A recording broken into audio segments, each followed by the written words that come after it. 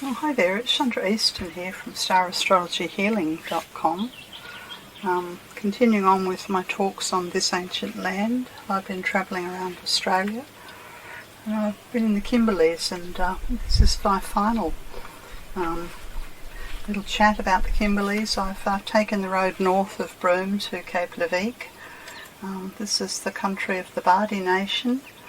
You can see from the map here, if you go pretty well directly north of Broome and follow the coastline until you come to a cape, that's Cape Leveque right up the top there, and it's sort of on the edge of the King's Sound, and the King's Sound's that big body of water that goes down into Derby.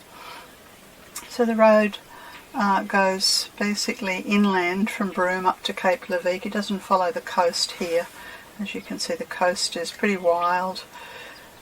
They say very beautiful, but terrible roads, so I didn't take the coast road. You can see from the map here of the traditional owners that this is Bardi country. Yeah, so I arrived in Cape Leveque a few days ago, and I was struck by the colour of the water.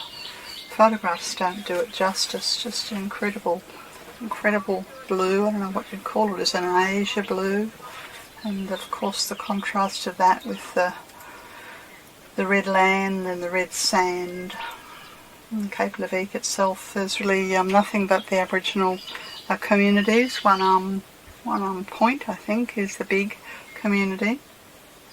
And of course there's it has been pearling here for the last 100 years or so. I arrived a couple of days after the full moon, and did try to take a photograph of the staircase to the moon, but it wasn't very successful. But the sunset's incredibly beautiful, and this morning I went out on Cygnet Bay. I went out onto Cygnet Bay. I should say that Cygnet Bay is sort of the focus of the pearling industry here in Cape Leveque, and also a resort. As you can see, there's sand and there's great beauty, spaciousness. Yes, and I took a dawn tour out, and one of the colours of the sun rising over the bay, very beautiful. I think there are about a dozen of us in a small boat. We're heading out towards the Buccaneer archipelago, and you can see every colour of the rainbow there with the sunset. Was just simply magnificent. Sunrise, beg your pardon, magnificent and transfixing. And of course, as the sun was rising, the moon still had a few hours to go to set. And then we got out to a point where the skipper stopped the boat for a while. You can just see this is a very tidal area, and this region has the biggest tides in Australia. They're at King's Sound. They're very big in Broome, they're very big around Cape Leveque, and the water seems to be going every which way. This is the water from the ocean coming in and meeting the water from the King's Sound, and swirls around and about and around and about. And we're heading out to a coral reef whose name I can't remember, but I'll look it up for you. And Australia has coral reefs in many places. As a Queenslander, I'm used to coral reefs being up in the north of Queensland, but of course here we have coral reefs, and I'm reminded of one of the prayers from our earth healing service to the Spirit of the Reef, which goes like this: Spirit of the reef, within my body beauty lies, sparkling reefs, oceans blue, islands green, life courses through my shoals, dolphins, whales, all frolic free, Spirit of the reef, all safe with me. Our skipper spoke to us about the fact that every now and then they get whales, and the whale and its calf was here not that long ago, but not the tens of thousands that migrate up the west coast or the east coast, just the occasional whales that come in.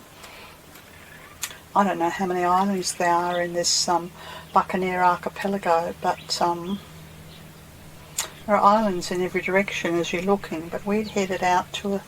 Now what did he say? He said we were halfway between the low tide and the high tide. We got out there about, I think, 10 to 7 in the morning, and there's something about the tidal energy as it some of it's coming in and some of it's going out, and as it hits this coral reef, there's this incredible vista of a waterfall out here in the middle of the bay, and it just takes your breath away. It goes for, well, at least half a kilometre, maybe a kilometre.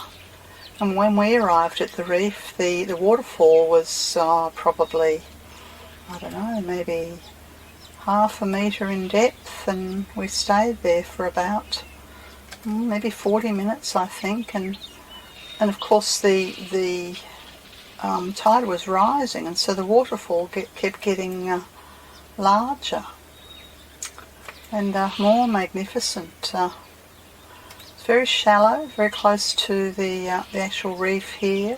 Skipper brought the boat in close and we could touch the reef at one point. We could also look down and see the bottom. Very, very clear water. He told us about how the Aboriginal people in times gone by would fish out here, and they would literally hop from reef to reef at the low tide, which of course would be very dangerous if you didn't know when the tides, because the tides can be incredibly treacherous and rise very, very suddenly, and to say nothing of the crocodiles or the sharks. So we saw no crocodiles, no sharks, no whales, but this incredibly beautiful transfixing coral reef in the early morning light. Very beautiful. Yes, and after a little while we then moved further out, and I forget the name of the place, so I was told it. A place where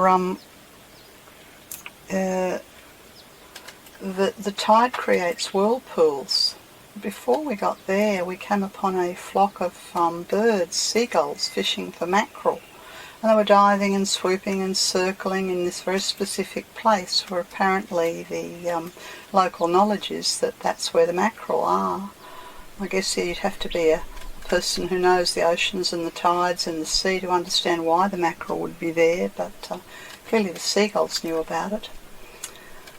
Well, some parts of the water in the bay here, the Cygnet Bay, is very glassy and very beautiful, and other parts where the sun's shining upon it, you can see the sort of whirlpool effects around this sort of rock jutting out. I did try to video the whirlpools, but it wasn't very successful. I'll see if I can find an image of these spectacular whirlpools that are one of the indicators of this region. It was really quite early in the morning, and I think we spent a few hours out there. This is an image here of the skipper who was telling us about that we were heading back towards the One Arm Point, and then eventually back to the region where the Cygnet Bay's pearl farm is. And I was interested to know if this was native title, if the Indigenous people had the native title of the produce of the ocean and the land, and apparently they have land but not sea native title, and this is held in the family. I think he said it was the Brown family, and underneath this sort of line here is where they have I think their baskets that they've got the oysters in, and I think he said it takes several years to grow pearls. He told us quite a lot about the whole process of growing of the pearls. Very interesting region here,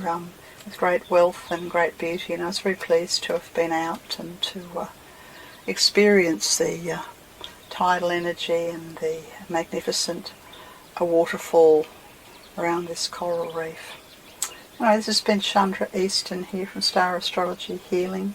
You can see my other talks in this series just by going to my website and typing in Kimberley's or the Top End or central Australia, and I'll be heading south along the Western Australian coast on the next few months. That's all. Bye for now.